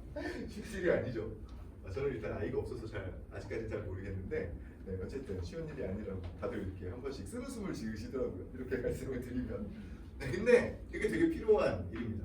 그래서 이걸 계속해서 하는 거예요. 그걸 얘기를 하다 보면 어쨌든 학생들이 어휘 능력이 되게 떨어지는 이유 중에 하나가 뭐냐면 그 또래들끼리 이야기할 때는 비속어를 사용하기 때문이에요. 그래서 어쨌든 저도 어른인데 저한테 비속어를 사용하진 않을 거잖아요. 그래서 비속어 자리에 다른 어휘가 들어와요. 어머님들과 대화를 할 때도 마찬가지겠죠. 네, 그래서 그게 되게 필요합니다. 좀 무리하시더라도 얘기를 좀 해주시는 게 좋고요. 네, 또 한 가지는 그 대화를 할 때 이제 그 부모님들이 약간 답답해하시는 경우들이 있어요. 얘는 이 단어를 모른다고. 그렇죠? 이런 경우들 가끔 있으시잖아요. 근데 그거는 학생들도 똑같이 생각하고 있습니다. 그게 뭐냐면 그냥 세대에 따라서 다른 어휘를 사용하기 때문에 그렇습니다. 그래서 그거에 대해서는 별로 그렇게 신경 쓸 필요가 없어요. 근데 어쨌든 어떤 시험 문제로 출제를 하는 시험 문제 같은 것들을 출제하는 사람들은 다 어쨌든 어른들이잖아요. 그래서 그 어른들의 어휘를 조금 알려줄 필요가 있는 거예요. 일상생활에서 하는 것만큼 좋은 건 없겠죠. 그래서 그렇게 하시면 되고요. 그리고 이제 점검이 중요하시겠죠. 당연히 그 소수학원을 보내는 이유 중에 하나가 이 점검의 측면 때문이잖아요. 일단 과제를 해 보면요, 그 과제를 제가 먼저 이제 30분, 40분 동안 그 시험 볼 때 제가 먼저 이렇게 체크를 해요. 1차적으로. 그래서 1차적으로 체크를 해서 그 체크한 내용들에 대해서 이제 수업 시작하기 전에 총평을 한번 해줍니다. 학생들에게. 그리고 제가 체크한 내용들을 기반으로 해서 조교 선생님이 그걸 제가 수업하는 도중에 첨삭을 직접 합니다. 네, 근데 첨삭을 뭐 조교 선생님의 어떤 단독 생각으로 하는 건 아니고요. 제가 애초에 어떤 예시 답안들을 다 만들어 놓고 그리고 조교 선생님들이랑 미리 얘기를 좀 해놔요. 그 시간마다 좀 이렇게 사람들이 많이 틀리는 것들이 사실 거의 뻔한 것들이 있잖아요. 그래서 그런 것들을 다 상의를 하고서 그 다음에 첨삭을 해주시는데요. 그리고 나서 이제 수업 후에 이제 첨삭 내용과 이제 그 해설지가 나가거든요. 그럼 그거를 그 학생이 좀 이렇게 같이 확인을 해보면 좋아요. 네, 그리고 밑에 과제 중에 클리닉이라고 되어 있는 부분이 있는데요. 일단 저희는 뭐 강제적으로 한 번 더 와서 클리닉을 받아라라는 얘기를 하지는 않습니다. 이제 뭐 다 큰 애들을 뭐 그렇게까지 하고 싶지는 않고요. 그래서 뭔가 과제 중에 사실 다 쓰는 거니까 어려운 부분이 있거든요. 그래서 어려운 부분이 있으면 와서 하면 돼요. 네, 자율적으로. 그리고 뭐 사실 만약에 다른 공부를 하는데 뭐 스터디 카페 같은 데 가면 집중이 안 된다 그러면 그냥 와서 여기서 공부를 해도 상관없습니다. 제가 사실 거의 이 학원은 거의 90% 이상 저 혼자 수업을 하거든요. 네, 근데 요 정도 공간만 있으면 돼요. 근데 강의실 2개 더 있거든요. 그게 학생들 왔을 때 좀 편하게 보낼 수 있도록 그렇게 만들어 놓고 있어요. 그래서 올해 같은 경우에도 어떤 여학생 같은 경우에 여기 거의 지방령처럼 붙어서 계속해서 여기서 공부했었던 학생들도 있습니다. 다만 강제로 부르는 경우가 있는데 과제를 제대로 해오지 않았을 때는 강제로 부르고 네, 그래서 평일에 하루 시간을 내서 불러요. 그럼 그때 오면 됩니다. 네, 그렇게 구성되어 있고요. 가장 궁금하실 점은 과제장일 텐데 과제장은 그 책상 그림 있는 거 2개거든요. 근데 똑같은 내용이에요. 똑같은 내용인데 하나는 인쇄 상태가 좀 좋고요. 하나는 조금 안 좋아요. 이게 이 깨끗한 거는 원래 학생들에게 나가는 거의 샘플이라고 보시면 되고요. 이 약간 지저분한 거 학생들이 직접 써온 걸 저희가 스캔해서 보관하는 거라고 생각하시면 됩니다. 네. 그래서 보면 그냥 몇 페이지만 펼치다 보시면 첫 부분에는 정답의 근거 찾기라고 해서 그 오늘 그 푼 문제들 있잖아요. 객관식 문제를 푼 것들 그리고 그거 수업한 내용들 그거에 대해서 본인이 선택한 답이나 아니면 정답의 근거를 직접 서술해 보는 거예요. 네, 실제로 이게 그냥 말로 또는 머릿속으로 그냥 체크만 하고 넘어가는 것과 실제로 그게 왜 그런지에 대해서 근거를 문장으로 써보는 건 엄청난 차이가 있거든요. 그래서 정답의 근거를 직접 써보는 겁니다. 만약에 그 뒤로 넘어가면 이제 비문학 지문들이 있는데 비문학 지문들 같은 경우는 그 나와 있는 문장을 그 다른 똑같은 의미를 가지고 있는 다른 문장으로 바꿔보는 그런 연습들을 할 거고요. 그리고 전체적인 흐름을 파악해보는 그런 부분들 그리고 그 뒤로 넘어가시면 문단별로 요약하고 그리고 그것을 다시 좀 더 짧게 요약하는 그런 부분으로 이루어져 있어요. 기본적으로는 요약이죠. 네. 그래서 그 읽어본 어떤 지문들에 대해서는 요약을 한다라고 생각하시면 돼요. 문학도 마찬가지요. 시가 나오면 그 시를 운문이잖아요. 운문이라서 어려운 거잖아요. 그거를 그냥 편하게 산문으로 바꿔보는 연습. 소설이 나오면 소설의 줄거리, 장면별로 요약하는 연습. 그걸 또 더 짧게 줄이는 연습. 네, 그런 식으로 구성이 되어 있다라고 생각하시면 됩니다. 네, 간단하죠? 네, 근데 어쨌든 그 시조의 경우는 조금 특이해요. 다른 이 과제가 기본적으로 이제 복습의 개념인데 시조만 제가 예습으로 해보라고 이야기를 합니다. 시조를 예습으로 하는 이유는 아까 전에 말씀드렸다시피 일단 읽어봐야 돼요. 모르는 부분은 그냥 이렇게 빼더라도 아는 부분만 계속해서 읽어보려는 그런 시도들을 해야 돼요. 그래서 제가 여기 보시면 어떤 학생 같은 경우에 번개가 산을 끼어도 사실 뇌정이 파사나요도 이러면 아는 사람 별로 없을 거 아니에요. 모르면 그냥 과감하게 가로를 치면 돼요. 숙제할 때 가로를 그냥 쳐놓고요. 모른다. 그리고 나서 아까 전에 그 교재 샘플 보시면 아시겠지만 이거에 대한 해석이 거기에 있어요. 그래서 일단은 직접 먼저 해석할 수 있는 부분들을 다 써보고 그 다음에 그 교재를 보고서 아 이게 이런 뜻이었구나 라는 걸 한번 확인해 보는 거예요. 그리고 나면 다음 주에 제가 이 시조에 대해서 해석을 해주는 거죠. 네, 그냥 무조건 제가 먼저 해설을 해주고 그 다음에 그걸 무작정 외워라 라고 이렇게 접근을 하지는 않습니다. 네, 그 부분 하나 체크하시면 되고요. 또 마지막 부분에 어휘 부분이 있는데요. 어휘는 그 한 페이지에 7개 정도밖에 없어요. 네, 근데 이게 제가 막 부자라서 이렇게 빈칸을 많이 뚫어놓고 종이 낭비를 하는 게 아니라 학생들에게 무조건 이렇게 세 줄로 써오도록 만들고 있습니다. 첫 번째는 이 단어가 가지고 있는 의미를 먼저 본인이 생각하는 의미를 써보는 거예요. 네, 그래서 이건 뭐 동의어 또는 유의어를 써도 되고요. 그냥 쉽게 풀어서 서술해도 아무 상관없습니다. 네, 그렇게 쓰면 되고요. 그 다음에 두 번째는 사전을 찾아서 사전적 정의를 써보는 거죠. 그럼 이게 다음 주 주관식 테스트가 되는 거예요. 네, 그리고 세 번째는 예문 하나 써오는 거다라고 생각하시면 돼요. 네, 그리고 또 한 가지는 제가 드림 프린트 그 학생은 안 했는데 이 학생 같은 경우는 했죠. 앞에 이따유 모양형이라고 써 있는. 사실 대부분 사람들이 이제 인터넷 사전 사용을 하는 세대가 됐잖아요. 네, 근데 인터넷 사전은 아주 좋은 게 뭐냐면 한자 같은 것들 우편 찾을 필요가 없죠. 네, 클릭만 하면 돼요. 근데 재밌는 건 이 한자어가 우리 말은 한자어 비중이 엄청나게 높아요. 그렇죠? 그래서 한자어는 각각의 글자가 의미와 소리값을 가지고 있죠. 네, 그래서 이걸 한 번씩 이렇게 확인해보는 과정만으로도 어휘 능력이 엄청나게 향상이 됩니다. 네, 그래서 이렇게 해오면 돼요. 그래서 이런 식으로 숙제들을 하기 때문에 좀 어려울 수 있어요. 제가 그래서 이제 설명회를 하거나 아니면 이제 상담받으러 오시거나 아니면 이제 어떤 등록하러 뭐 이제 소개로 이렇게 등록하러 오시는 분들이 있을 때 그냥 막 무조건 어서 오십시오 뭐 이렇게 얘기를 하진 않고요. 일단 학생에게 이걸 좀 보여주시고 그 다음에 어느 정도 각오를 하고 오는 게 좋다라고 말씀을 드려요. 근데 이 각오가 이걸 그냥 단지 쓰는 것에 대한 각오뿐만이 아니라 실제로 다른 사람들과의 어떤 비교에 어떤 문제가 생겨요. 어떤 문제냐면 다른 학생들은 막 몇 권씩 문제집을 풀어 나가는 거예요. 그러면 이 학생 같은 경우는 진짜 일주일 동안 한 2개, 3개 지문을 가지고서 막 머리를 싸매고 있는 거예요. 그러면 내가 좀 뒤처진다는 느낌이 듭니다. 네, 근데 실제로 그거 문제집 막 그렇게 엄청나게 몇 가지 풀어봐야 사실 아무 의미가 없거든요. 네. 그래서 주변의 사람들과의 어떤 차이를 좀 견뎌낼 수 있는 그런 어떤 의지가 좀 필요하기는 해요. 네.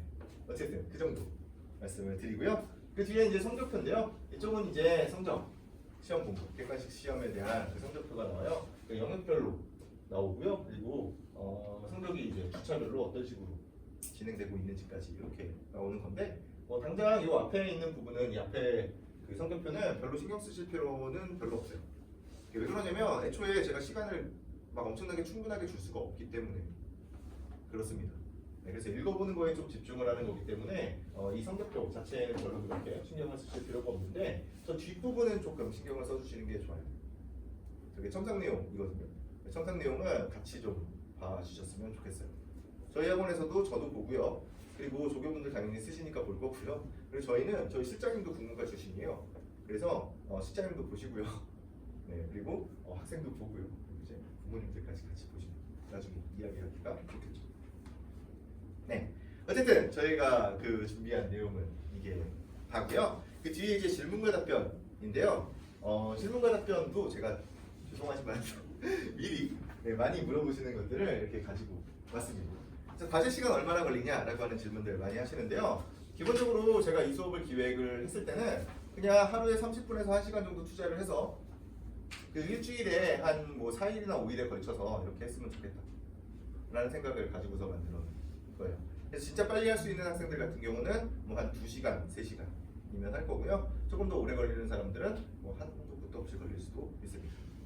네, 그래서 사실 제가 이전 학원에 있을 때부터 약간 컴플레인을 많이 받아놨어요. 아니 숙제하는데 무슨 7시간이 걸리냐 뭐 이런 얘기들을 많이 하시는데 저는 뭐 아무 상관이 없다고 생각을 해요. 만약에 뭐 이걸 딴짓하느라고 뭐 이걸 7시간을 잡고 있으면 문제지만 그게 아니라 이걸 한번 써보겠다고 7시간 동안 머리를 싸매고 있으면 그것만큼 좋은 국어 공부 없다고 생각을 하거든요. 네. 게다가 다른 과목이랑 얘기하는 건 좀 웃기긴 하지만 다른 과목 숙제하는 시간에 비하면 사실 엄청나게 짧은 시간이라고 볼 수가 있어서 전혀 문제가 되지 않는다고 생각을 합니다. 사실 고3쯤 되면 이제 고3이 되거나 아니면 졸업을 하면 사람들이 이제 국어는 타고나야 된다, 다시 태어나야 된다 뭐 이런 얘기들을 많이 하거든요. 근데 실제로 그런 거를 좀 생각해 보실 필요가 있어요. 수학이나 영어 같은 경우는 이 동네 학생들은 특히 엄청나게 어렸을 때부터 엄청나게 많은 시간을 투자를 합니다. 네. 근데 국어는 상대적으로 그렇지 않죠. 네. 그만큼 투자를 해보지도 않았어. 그렇죠? 타고나야 된다라고 이야기하는 건 뭔가 이상하죠. 그리고 어떤 읽기 방식의 차이도 조금 있겠죠. 네, 밑에 쓰기를 싫어하는 이과 남학생도 과제를 할 수 있냐? 이건 이제 약간 질문들이 겹쳐 있는 거죠. 일단 남학생은 아무런 문제가 없어요. 제가 드린 프린트 드린 그 학생이 좀 더 어리긴 한데 중학교 3학년에서 고등학교 1학년 올라가는 그 학생의 남학생입니다. 네, 되게 깨알같이 써서 여학생 같죠? 근데 요새는 남녀 차이가 없어요. 요새 그런 시대가 왔습니다. 네, 그래서 남학생도 아무 상관이 없어요. 이 앞에 아까 전에 그 PPT로 화면에 띄워드린 그 학생은 여학생. 일부러 이렇게 여학생과 남학생 구성을 해놨어요. 전 상관없고요. 이과 성향을 가진 애들이 이걸 쓰겠어요? 네, 잘 씁니다. 일단 통계적으로 봐도 잘 쓰고요. 그리고 기본적으로 생각을 해봤을 때도 이과생이 못 쓸 이유가 하나도 없어요. 제가 만약에 무언가 문학적이고 감상적인 글을 써라라고 이야기하면 당연히 문과생들이 잘 쓰겠죠. 근데 그게 아니에요. 제가 요구하는 바는 그냥 기본적으로 어떤 논리 구조를 가지고 있는 이성적인 글을, 논리적인 글쓰기를 원하는 거기 때문에 이과생들이 저는 더 유리하다고 생각해요. 애초에 그 이과생들이 맨날 수학 문제를 풀고 있는데 그 수학 문제 푸는 과정이 기본적으로 중간에다 이렇게 등호를 갖다 놓고 양쪽에 이렇게 수식을 쓰잖아요, 이렇게. 그렇죠? 밑으로 그 비슷한 형태들이 계속해서 이어지잖아요. 근데 이게 그냥 그 각각의 한 줄 한 줄이 그냥 하나의 문장이라고 가정을 하잖아요. 그러면 각각의 문장들은 동일한 의미를 가지고 있거나 아니면 그 어떤 포함 관계를 가지고 있는 문장들이거든요. 근데 그게 연역 추론이에요. 논리적인 글쓰기의 기본이 되는 연역 추론이에요. 그래서 아무 상관이 없어요. 잘합니다. 네, 앞에 이제 하나가 남았는데 쓰기를 싫어하는 게 남았는데 이건 제가 그 설명할 때마다 수년간 고개 숙여 사과드립니다. 이건 제가 어떻게 할 수 있는 방법입니다. 네, 쓰기를 싫어하는 건 솔직히 말씀드리면 저도 싫어요. 저도 괴롭습니다. 이게 왜 괴롭냐면 일단 누구한테 보여줘야 되기 때문에 더 괴롭기도 하고 그런데 이게 쓰다 보면 계속해서 막히는 부분이 생겨요. 누구는 진짜 한 번에 쓴다 다 거짓말이에요. 그럼 이상한 글이에요. 네, 진짜 뭐 전 세계에 한두 명 있을까? 이 정도 쓸 수 있는 사람은. 네, 그래서 이게 계속해서 이걸 막히는 부분이 생기고 이러면 내가 좀 벅쳐, 내가 이걸 이해 못하나? 이런 생각들이 계속 든단 말이에요. 당연히 싫죠. 그걸 누가 좋아하겠어요, 그런 과정을. 네, 근데 이걸 하는 게 가장 무식한 방법처럼 보이지만 가장 빠른 방법. 국어 능력을 향상시키는 데 있어서. 네, 그래서 이렇게 해야 돼요. 사실 제가 이제 아까 전에 그 논술로 국어 학원 강사를 시작했다고 말씀을 드렸는데 학생들한테도 엄청나게 많이 쓰게 해봤고요. 그 학원 선생님들한테도 많이 쓰게 해봤어요. 네, 논술할 때도 뭐 어쨌든 그 답안지를 마련을 해야 되잖아요. 예시 답안들을 마련해야 되니까 그쪽에도 얘기를 많이 했었고 실제로 이 수능 같은 경우도 수능 지문에 대한 어떤 요약을 기본적인 어떤 방향으로 삼고 있다면 그럼 당연히 예시 답안을 줘야 되잖아요. 그렇죠? 그래서 이걸 써보라고 선생님들한테도 많이 얘기를 해봤는데 실제로 본인이 쓰는 경우가 있고 성실하게 쓰는 경우가 있고 쓰지 않는 경우들이 있어요. 근데 쓰지 않는 경우는 실력이 안 늘어요. 되게 재밌는 일이죠. 국어과 강의를 하고 있는데 국어 능력이 안 늡니다. 똑같아요. 그럼 이제 수업 준비할 때 뭘 하면 돼? 그런 분들은 뭘 하냐? 이제 다른 책을 참고를 한다거나 해설지 같은 걸 참고를 한다거나 다른 영상을 참고를 한다거나 네, 사실 아까 전에 제가 수능 준비할 때 뭐가 필요하다고요? 글만 있습니다. 그냥 보고 이렇게 준비하면 그냥 저 한적한 카페나 아니면 아무도 없는 새벽 시간에 학원 같은 데서 그냥 가만히 앉아서 이것만 보고 있으면 돼요. 이렇게 준비를 하면 아주 편한데 네, 되게 불편한 일이 생기는 거죠. 그래서 이건 해봐야 돼요. 네, 어쩔 수가 없습니다. 그래서 이건 제가 어떻게 해드릴 수 있는 부분이 아니다 라고 말씀을 드리고 싶고요. 네, 그리고 뒤에 어려서 책을 많이 안 읽었어도 상관없나 이런 말씀들 많이 하시는데 네, 별로 상관없어요. 일단 많이 읽었을 때 잘 되는 경우가 있고요. 아예 역효과가 나는 경우도 있어요. 특히 그 이동네 학생들 같은 경우에 역효과가 나는 경우가 생각보다 많이 있거든요. 근데 그게 학생들한테만 뭐라고 할 게 아니라 애초에 그 부모님들이 학원을 선택해 주실 때 조금 잘못해서 그런 경우들도 있어요. 원래 글은 어쨌든 차분하게 좀 시간을 두고 읽어야 되거든요. 사실 차분하게 시간을 두고 읽는 게 실제로 더 빨라요. 이해하는 게. 근데 학생들이 이제 어떤 습관이 드냐면 애초에 그 커리큘럼을 이제 보고서 학원을 선택하실 거 아니에요. 근데 어떤 학원들을 보통 선택하시냐면 딱 커리큘럼을 보고서 여긴 양자역학을 다루는구나 또는 이쪽은 정의론을 다뤄 그러면 여기 수준이 있네. 여기를 보내야겠다. 그럼 이제 되고. 네, 1, 2주에 한 권씩 못 읽어요. 절대 못 읽습니다. 그럼 이제 학생들이 어떤 습관들을 갖게 되냐면 빨리 그런 식으로 습관이 들고요. 그리고 더 안 좋은 건 그러고 나서 자기가 그걸 안다고 생각해요. 더 이상 깊게 생각해 보려고 시도를 하지 않습니다. 네, 그러면 국어가 이제 그 고등학교 3학년 때 발목을 잡는 거예요. 네, 그래서 그게 뭐 좋은 영향을 끼칠 수도 있지만 악영향을 끼칠 수도 있기 때문에 사실 그 양 자체는 별로 중요한 게 아니다라고 생각을 하시면 좋아요. 다만 어떤 식으로 생각을 하면서 접근을 해야 되냐면 아까 전에 말씀드렸다시피 10장짜리가 있고 1장짜리가 있습니다. 그 10장짜리를 기반으로 해서 생각해보는 그런 습관들을 가져야 돼요. 그래서 만약에 독서를 하고 싶다. 지금부터 해도 돼요. 지금부터 해도 돼요. 습관만 조금 바꾸면 되니까. 뭐 읽어보면 되냐면 교과서 읽어보면 돼요. 네. 아니 막 그 엄청나게 많은 책들이 이렇게 출판되고 있긴 하지만 실제로 교과서보다 잘 쓴 글들 거의 손에 꼽을 만큼밖에 없어요. 진짜 없습니다. 엉망이에요. 나중에 그 예전에 어떤 학부모님들이 이렇게 이 책 어떠냐고 가지고 오는 것들 보면 진짜 엉망인 책들 진짜 많아요. 네. 그냥 호기심만 자극할 뿐. 그래서 별로 상관이 없어요. 그래서 지금부터 읽으면 됩니다. 게다가 그 양적으로 접근을 하더라도 어떤 지식 때문에 보통 이제 책 얘기를 많이 하시는 거잖아요. 양적으로 본다고 하더라도 정상적인 학교 교육 과정을 거친 학생들은 이 지식의 양이 엄청나게 많아요. 그 정도만 해도 충분합니다. 네, 공부를 했으면 그렇겠죠? 네, 그래서 아무런 상관이 없다라고 생각하시면 되고요. 네, 내신 수업은 뭐 일단 그 고3이 되면 보통 학교에서도 수능 특강 가지고서 보통 많이들 다루잖아요. 근데 어쨌든 저희도 그 3월 그 모의고사를 본 이후에는 또는 그 약간 이전부터 1월 말쯤에 이제 수능 특강 나오면 그 수능 특강에 대한 이야기들은 어쨌든 정규 수업 시간에 어느 정도 이제 좀 그 진행되는 부분들이 있기 때문에 내신 수업을 따로 진행하지는 않습니다. 그냥 시험 볼 때 뭐 한 1, 2주 정도 그냥 휴가라고 생각하시면 돼요.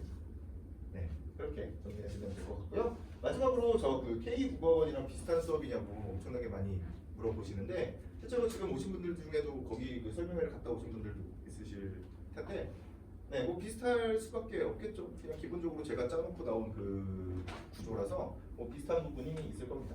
근데 뭐 점점 달라지겠죠. 그냥 점점 달라질 거다라고 생각하시면 좋을 것 같아요. 애초에 그 학원에서 제가 근무를 할 때 그냥 애초에 그냥 아는 형이거든요. 그래서 그냥 애초에 딱 시작을 할 때 원래 그 선생님이 고등학교 2학년 쪽에서 조금 인지도가 조금 있으셨던 분인데 기왕 할 거 고3 수업을 하자. 근데 고3 수업을 하기 위해서 뭐가 필요하냐면 일단 문법 교재, 본인만의 문법 교재가 필요하고요. 그리고 그 고전시가 교재가 필요해요. 그리고 그 기출 문제들에 대한 어떤 해설서가 필요하겠죠. 이런 유형의 그 강의를 하기 위해서. 그래서 그거 제가 뒤에서 다 써주겠다. 그럼 이제 열심히 강의를 해라. 그래서 3학년 올라가고 저를 이제 고등학교 1학년 반을 그럼 나를 줘라라고 얘기를 했었는데 잘 안 되죠. 고등학교 1학년 시장이 엄청나게 커지는 이런 시대에서 그걸 넘기기 쉽지 않았겠죠. 그래서 어찌됐든 합의에서 나오겠죠. 그래서 뭐 그런 것들에 대해서는 뭐 딱히 뭐 서로 불만을 갖거나 그럴 이유는 별로 없습니다. 어쨌든 그게 애초에 둘이 뭐 문서 써서 계약한 건 아니지만 서로 그냥 합의를 한 일이기 때문입니다. 다만 어쨌든 제 개인적인 생각으로는 그 제가 2021학년도 문제들까지 제가 다 써놓고 나왔는데 그 이후의 것들이 가지고 있는 어떤 수준은 제 쪽에 훨씬 더 높을 거라고 생각해요. 어쨌든 글쓰기 쪽은 제가 더 훨씬 더 특화가 되어 있으니까. 다만 그냥 그쪽도 장점이 있는데 저랑 그분은 실제로 되게 잘 맞았어요. 이게 왜 잘 맞을 수밖에 없냐면 그분은 어떤 자료가 있으면 그것을 되게 강하게 이야기를 하는 편이고 저는 사실 성향이 완전 반대예요. 물론 그걸 제가 제 자료를 못 믿는다는 건 아닌데 어쨌든 계속해서 의심을 해요. 계속해서 의심하고 고치고 이렇게 하고 그분은 강하게 얘기해요. 그러니까 학원이 잘 됐죠. 어쨌든 근데 제가 딱 섭섭한 게 딱 한 가지가 있는데 거기서 이제 고전 시각 교재나 문법 교재 같은 거 이제 파는데 근데 파는 건 상관없어요. 어차피 복사비 나와야 되니까 팔아야 되는 건 맞는데 그 고전 시각 교재 특히 고전 시각 교재에 제 이름이 들어가야 되는 거잖아요.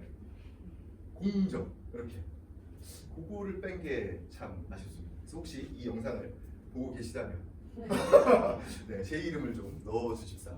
네, 부탁드리는 바이고요. 그래서 그것 빼고는 뭐 딱히 상관없어요. 서로 잘 되면 좋죠. 네, 어쨌든 그렇고요. 제가 준비한 건 일단 여기까지고요. 수업 시간은 고등학교 3학년 같은 경우는 일요일 오전으로 구성을 했어요. 9시 반부터 시작을 합니다. 그래서 일반적으로는 이제 이쪽을 선택하시면 되고요. 특정 경우에 지금 요청들이 조금 있기는 한데 어떻게 될지 정확하게 모르겠는데 요청들이 조금 더 있으면 금요일 저녁에 열 생각이고 특히 예체능 중에 미술을 하는 학생들이 일요일 주말에 막 미술을 계속해서 가야 된다고 그런 얘기들이 계속 나와서 뭐 학원을 안 다니던 학생이 그러면 뭐 한번 맞춰보세요라고 얘기하겠지만 학원 다니던 학생이 본인이 뭐 하겠다고 그러면 제가 좀 마음이 약해지지 않아요. 그래서 어쨌든 이때 아마 더 열게 될 것 같아요. 네, 그래서 일단은 여기 생각해 보시고 그다음에 정 안 되면 그리고 다른 학원들도 이제 같이 생각해 보시고 네, 그러시면 좋을 것 같습니다. 네, 어쨌든 여기까지고요. 어쨌든 오늘 시간이 좀 그 학원을 선택하는 데 있어서 이게 저희 학원 무조건 와라 뭐 이런 얘기를 드리는 건 아니고 그냥 다른 학원들과 비교 대조를 해 보면서 그 학생들의 성향 또는 학생들의 어떤 선호도 생각보다 되게 중요한 거거든요. 학원을 선택할 때 그냥 무조건 가라라고 얘기하면 엄마 때문에 망했잖아 이렇게 나온다고 하죠. 그래서 본인에게 선택권도 자료도 좀 보여주고 이런 식으로 좀 하셨으면 좋겠습니다. 그래서 다만 그 수능 시험이라고 하는 것의 특징에 대해서 그 다른 막 타당하지도 않은 얘기들을 하는 것들은 약간 거르셨으면 좋겠다라고 하는 그런 바람 정도만 있습니다. 네, 어쨌든 고생들 많이 하셨고요. 저 끝부서 자유롭게 좀 질문 답변을 진행을 하겠습니다. 감사합니다.